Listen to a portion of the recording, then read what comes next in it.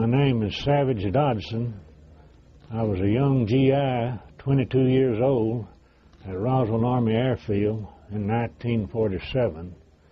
My job out there was in technical supply, and that job included taking care of what we called flyaway kits.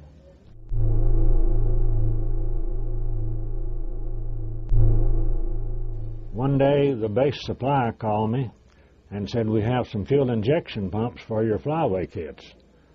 And I said, "Okay, I'll come up and pick them up." So I went to base supply in a weapons carrier and picked up 4 fuel injection pumps. When I came back by the supply unit, I told my friend and buddy there that we worked together, I said, "I'm going up to the hangar where the flyaway kits are to put these injection pumps in there."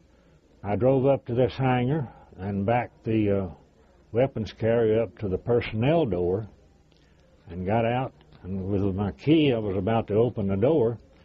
I noticed there was an individual over here, but I had not paid any attention to who he was or what he was doing. And the guy says, "Hey, Sarge, where are you going?" I said, "I'm going in the building here to put some fuel injection pumps in our flyaway kits." He says, "You can't go in there." Well, I didn't pay a great bit of attention to him. I just kept walking with my key, and I got almost to the door to insert the key, and he says, "I says you can't go in there." Then I looked at him to see who he was.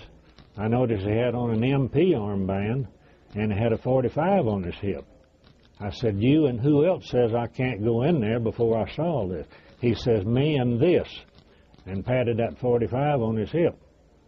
Well, you don't really argue with a person with a .45 on his hip. So I said, "Okay." I turned around, put the key in the pocket, got in the weapons carrier, went back down to the section, and told my friend H.T. White, he said, "I thought you were going to put those injection pumps in the flyaway kits." I said, "I was, but there's some guy up there with a .45 on his hip and won't let me in the building." And we passed it off and thought more of it.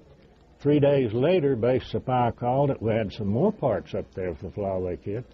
I went up and got that, added the fuel injection pumps that I was there with 3 days earlier, went up there, walked in, no problem. So why did the man keep me out of that building at that particular time? I do not know. I can't. I may be wrong, but why else would I be kept out of that building when I was going in on a daily or a weekly basis anytime we wanted to go?